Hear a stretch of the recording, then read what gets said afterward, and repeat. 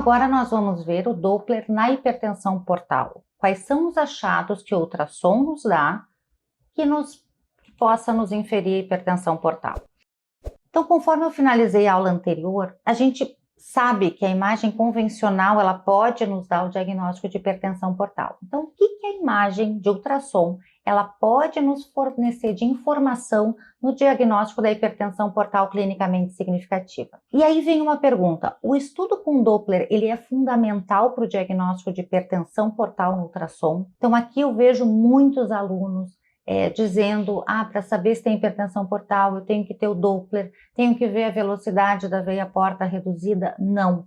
O modo B também pode nos dar informação sem precisar do Doppler. Claro que tudo que eu me referi a hipertensão portal aqui, no ultrassom modo B, é num paciente com cirrose, né, com parênquima hepático característico de cirrose. Então, imaginem esse fígado bastante heterogêneo, né, com a veia hepática com as paredes um pouquinho irregulares, o que traduz um fígado multinodular da cirrose. Então, a heterogeneidade do parênquima hepático reflete a multinodularidade da peça anatômica do fígado com cirrose. Da mesma forma, um fígado com um lobo caudado aumentado, né, que a gente sabe que o normal é até 1/3 do restante do lobo esquerdo, se esse lobo caudado está aumentado, puxa, é um sinal em que provavelmente esse fígado tem uma hepatopatia crônica. Então, os achados vasculares eu vou associar à hipertensão portal. Então, como é que funciona o ultrassom modo B na hipertensão portal? E aqui eu começo pelo baço. Eu já falei para vocês na aula anterior a importância das plaquetas no baveno para o diagnóstico de hipertensão portal. O que acontece na cirrose? A cirrose e a hipertensão portal, elas vão gerar uma esplenomegalia. Então, o baço, que o diâmetro normal do baço é até 12 centímetros, na hipertensão portal esse baço vai estar aumentado. O hiperesplenismo, o baço aumentado decorrente da hipertensão portal, faz com que haja muito sequestro de plaquetas. Então, as plaquetas no sangue vão cair. E é por isso que eu sempre digo para os alunos, perguntem sobre as plaquetas dos pacientes de vocês durante o ultrassom, num paciente com cirrose. E eles sabem, em geral, os pacientes sabem quando a plaqueta está muito baixa. Plaqueta baixa e um fígado com característica de cirrose no ultrassom, vocês podem ter absoluta certeza que aquele baço aumentado é por hipertensão portal clinicamente significativa. Então, fígado heterogêneo com baço aumentado é cirrose com hipertensão portal.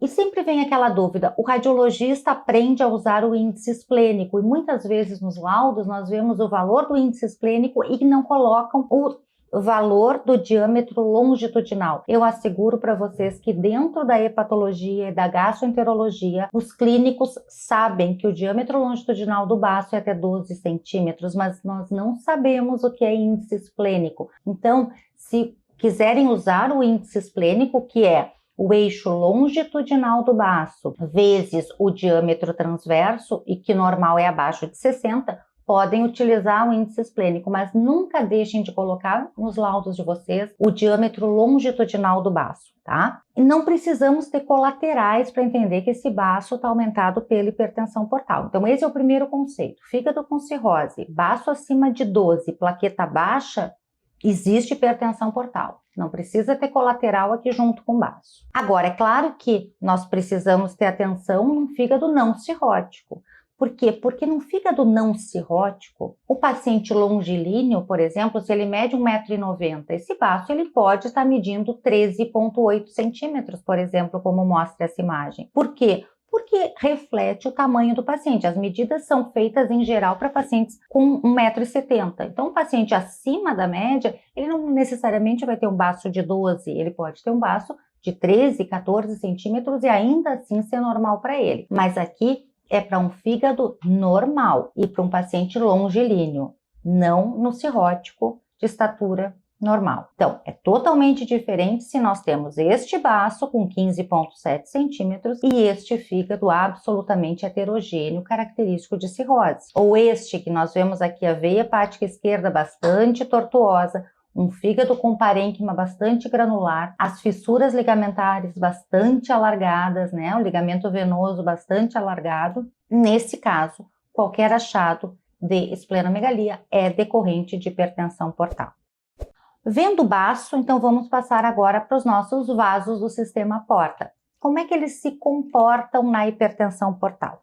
Nós já vimos na aula anterior que os vasos do sistema porta são a veia porta, a veia esplênica e a veia mesentérica superior. Veia porta até 12 milímetros com padrão ondulatório, variável com a respiração, e a veia esplênica e a veia mesentérica superior no máximo até 9 milímetros. O que acontece então? Se nós temos um paciente com este parênquima hepático, por exemplo, que é totalmente granular, fissura da fissura interlobar bastante alargada aqui, que é vesícula biliar. Vejam que a superfície do fígado junto da vesícula também é bastante irregular, ou seja, a gente não tem dúvida que este é um fígado cirrótico, né? Então, diante de um fígado com parênquima bastante heterogêneo, como este, ou esse outro caso, vejam aqui a fissura dos ligamentos. Isso é um achado muito típico da cirrose. Ligamento venoso e o ligamento redondo, eles começam a ficar mais alargados. Depois a gente vai ver na sequência a recanalização da veia paraumbilical, que esse alargamento ligamentar também nos ajuda no diagnóstico dessa colateral. Então, com a hipertensão portal, o diâmetro da veia porta aumenta e a velocidade diminui. Nós sabemos que o normal da veia porta é até 12 milímetros com uma velocidade acima de 15 centímetros por segundo. Este é o Doppler normal. O que acontece na cirrose? Tanto a bifurcação, vejam aqui, o ramo portal direito, a fissura interlobar principal vesícula biliar e o ramo portal esquerdo, assim como o tronco da veia porta, eles estão bem mais alargados. O tronco portal está com 15 milímetros e um fígado bastante heterogêneo. Então, quando acontece isso, aqui uma outra imagem, vejam artéria hepática, e aqui nós estamos medindo a veia porta com 13 milímetros, um fígado heterogêneo, cirrótico. A veia esplênica, em que o normal é até 9, nesse caso está com 10 milímetros. E aqui um outro caso de veia esplênica com 10 milímetros. Vejam que eu não aqui me referi à inversão do fluxo. O fluxo segue sendo hepatopetal. Então, isso é um outro conceito que com alguma frequência eu ouço dos alunos. Mas tem hipertensão portal e o fluxo está hepatopetal? Sim. É claro que na imensa maioria das vezes o fluxo segue hepatopetal. O que acontece? Dilata as veias do sistema porta, diminui a velocidade desse fluxo para só então em alguns casos, nem são todos, para haver inversão do fluxo para hepatofugal. Na imensa maioria dos casos, o fluxo segue sendo hepatopetal. Então vejam aqui, o nosso índice está correto, a veia esplênica com fluxo hepatopetal, se aproximando do transdutor e aqui se afastando para entrar no fígado.